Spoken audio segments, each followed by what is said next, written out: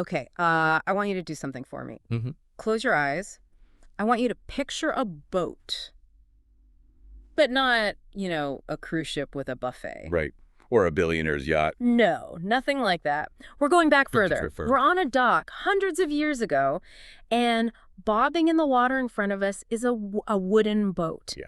It's tiny, it's creaking, it smells like tar and, well, unwashed bodies. It's basically a floating coffin with sails. It's a terrifying image when you actually stop to consider the physics of it. It is. You're stepping off the edge of the known world into, well, into nothing. Exactly. And yet history tells us thousands of people looked at these leaking death traps and said, sign me up. They got in. They sailed across oceans they didn't understand to find people they had never met. We usually frame this as this great heroic adventure, don't we? The Age of Discovery. That's the grade school version, yeah. Ooh, yeah. The movie trailer. Right. But for this deep dive, we have to look at the part that gets glossed over. Because when those explorers finally found those people... They didn't just say hello. No, they didn't start a cultural exchange program. They killed them. They took their stuff, their land, their gold. And then they went home, handed all that stolen value to their kings and queens, and the king said, Excellent returns. Go do it again. And that dynamic, that specific, brutal loop, that's the focus today. It is. We're unpacking this fascinating and pretty terrifying article by Ryan Collison called Wooden Boats and Strange People. And I have to say, it feels less like a history lesson and more like a blueprint. It is a blueprint. Collison's whole argument is that we need to stop seeing history as just a series of random events. He sees a pattern. A single recurring pattern, a pattern of extraction. Find a resource, control it, extract value. Precisely. And the part that really sticks with you is that he claims this pattern hasn't actually changed. So a 15th century conquistador with a sword is the same as... a 21st century tech CEO with an algorithm. The math is identical. Which is a massive claim. So just to give everyone a roadmap, we're starting with wooden boats, but we're going to end up talking about the opioid crisis, Instagram, and AI. The boats change, but the math behind them, that stays the same. To understand the modern version, you have to understand the original algorithm. The conquistadors. Exactly. Right. So it's easy to look back at someone like Columbus and just see a statue or a villain. Depends on your perspective, yeah. But Collison wants us to look at the psychology. He calls it an asymmetric calculation. Sounds very finance, bro. It does, but it makes a lot of sense. Put yourself in his shoes for a second. The risk of death is incredibly high, so why get on the boat? Well, the upside. The upside. If you succeed, you get wealth, status, royal favor. Yeah. You become a legend. You literally write your way into history. So infinite potential reward.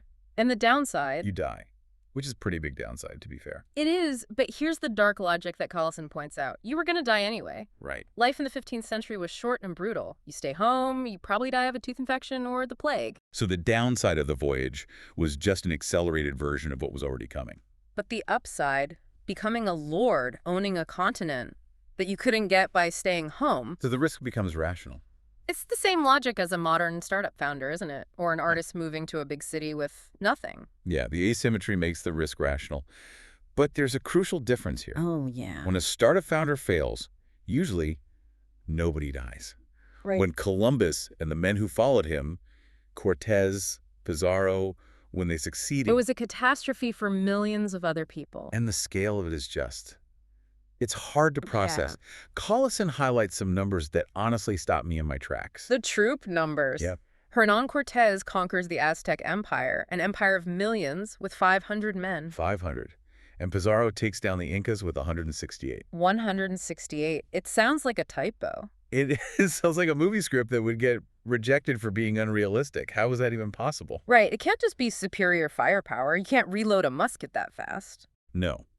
And the source is very clear on this. It wasn't virtue or divine favor. So what was it? It was a set of 4 specific competitive advantages that created this extraction machine. Okay, let's walk through the 4 gears of the machine. First, the obvious one, technology. Steel swords versus obsidian clubs, horses versus foot soldiers. Right. A guy on a horse with a steel sword is basically a tank in that context. Basically.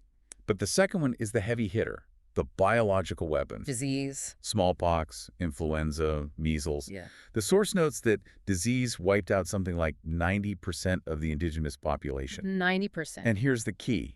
It often traveled ahead of the explorers. Wait, so the germs got there before the soldiers? Exactly. Trade routes carried the disease. Oh. By the time Pizarro showed up, the Inca Empire was already in a civil war because smallpox had killed their emperor. The society was already devastated. It's hard to wrap your head around 90%. That's an apocalypse. And empty the continent. But even then, there's the third factor, strategic ruthlessness. Okay. They figured out fast that these were centralized societies.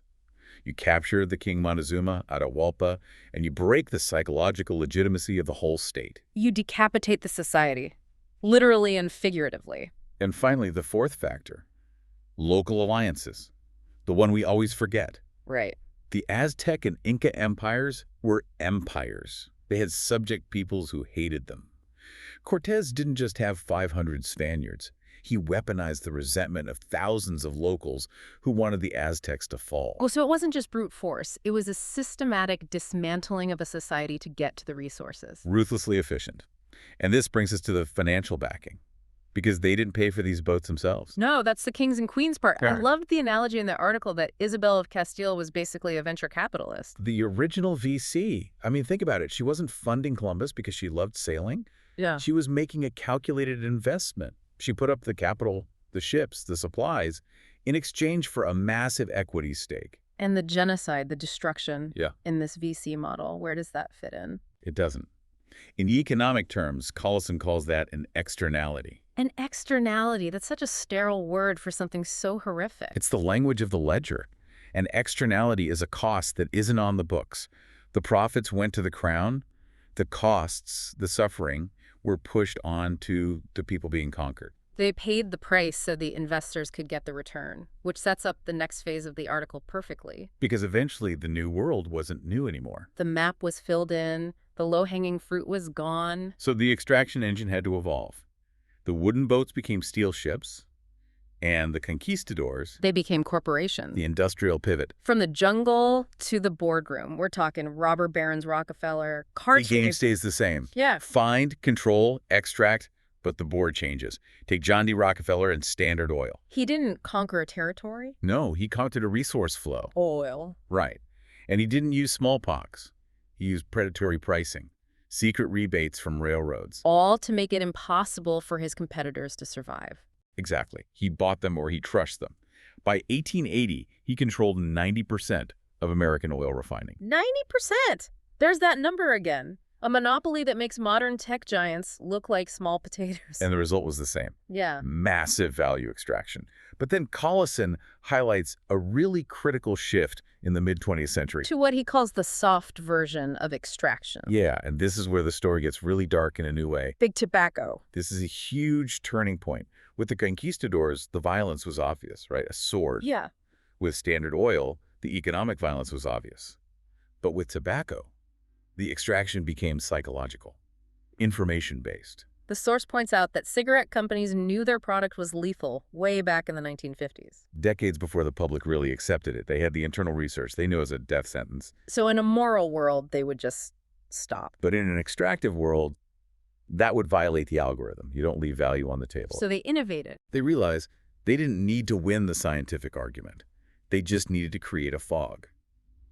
There's this famous internal memo where an executive says, Doubt is our product. That is so cynical it actually hurts to hear. it's horrifyingly brilliant. If you can't prove it's safe, you just pay other scientists to say, well, the results are inconclusive. Shift the conversation to personal choice. While you're marketing to kids with cartoons like Joe Camel, That's the local alliance allying with the consumer's own psychology. hook them young, keep them for life. It was just a mathematical calculation. They knew people would die, they knew they'd get sued, but they calculated that the profits would exceed the costs. As long as the deaths were slow, the business model worked. Exactly. And that brings us right to the modern day. Because Collison argues this soft extraction has now evolved into something even more insidious. Illegible violence. Yeah. Okay, let's unpack that term. Think back to the conquistador. He hits you with a sword, you bleed. The violence is legible. Cause and effect, right there. But now look at an algorithm, say social media, Facebook and Instagram. The algorithm is designed to maximize engagement. That's its goal. And the side effects are depression, anxiety, body dysmorphia. Right. And the source mentions Facebook's own leaked research showed they knew Instagram made body image issues worse for 1 in 3 teen girls. 1 in 3. They knew. Just like the tobacco companies But were. they didn't change the algorithm because fixing it would lower engagement, and engagement is revenue. But this is the illegible part. You can't see a wound on a teen's psyche like you can a sword wound. Exactly. The causation is statistical. It's buried in data. If a teenager harms themselves, Facebook can say, well, that's tragic, but you can't prove it was us. It's doubt is our product, but automated. And much harder to regulate. Yeah. Illegible violence is better for business. The source also brings up a much more physical example of modern extraction. Yeah, the opioid crisis. The Sackler family and Purdue Pharma. This one is just, it's maybe the darkest example in the whole article. It really is. It bridges the gap between the old physical violence and the new psychological manipulation. What was the mechanism? The source is specific. They took a painkiller, OxyContin, and deliberately reformulated it to be easy to crush. Why? So users could snort or inject it. That gives a faster, more intense high. It makes it more addictive. So they knew making it crushable would make it more addictive, and they did it on purpose. The source suggests they understood the mechanism perfectly.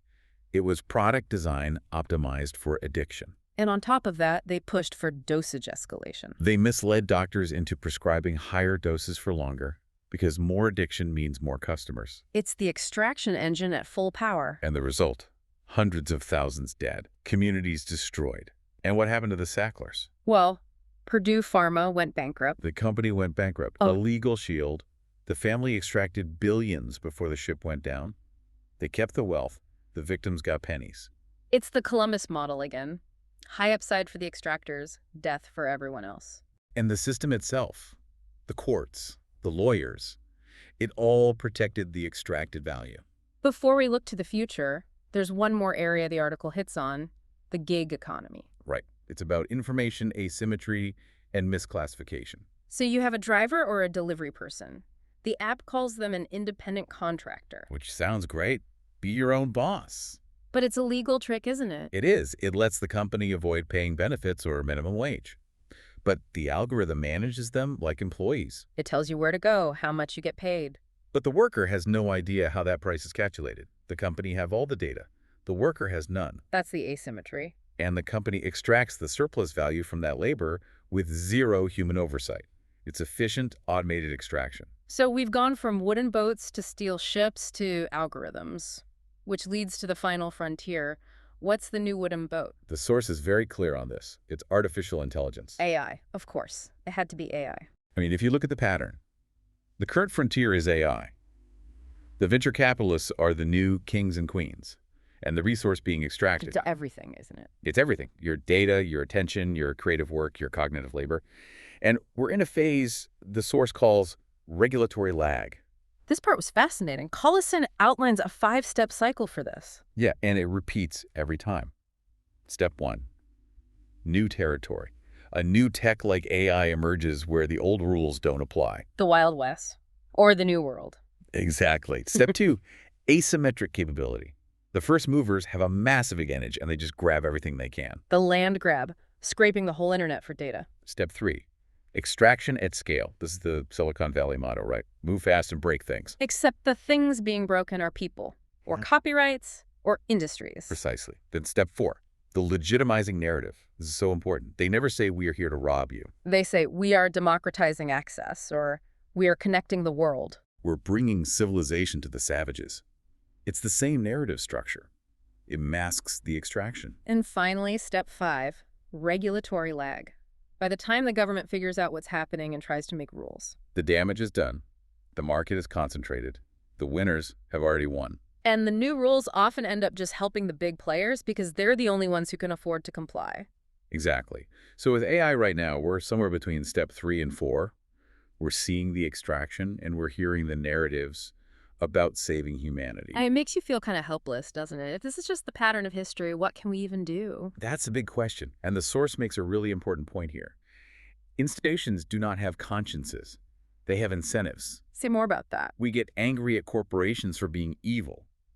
But Collison argues that expecting a corporation to be moral is a category error. It's like expecting a shark to be a vegetarian. That's a perfect way to put it. The organism is designed to optimize for survival and growth. If the incentive is to extract, it will extract. So relying on them to do the right thing is just naive. Naivety isn't a virtue in this game. It's vulnerability. So let's wrap this up. What's the takeaway? This has been a pretty heavy deep dive. The takeaway is that the game creates specific pressures. The names change. Columbus, Rockefeller, Zuckerberg, but the game stays the same. Find value, extract value, concentrate value. And pass the costs on to someone else. Right. But the article does end with a call to action of sorts. Okay. It says, understanding this game is your only defense. You have to know you're in the game to survive it. You can participate in the economy, you can build things, you can be successful, but you don't have to optimize for sociopathy. You can choose not to play the game in the worst way possible. But, and this is the catch, you have to swim against the current, because the current is always pulling toward extraction.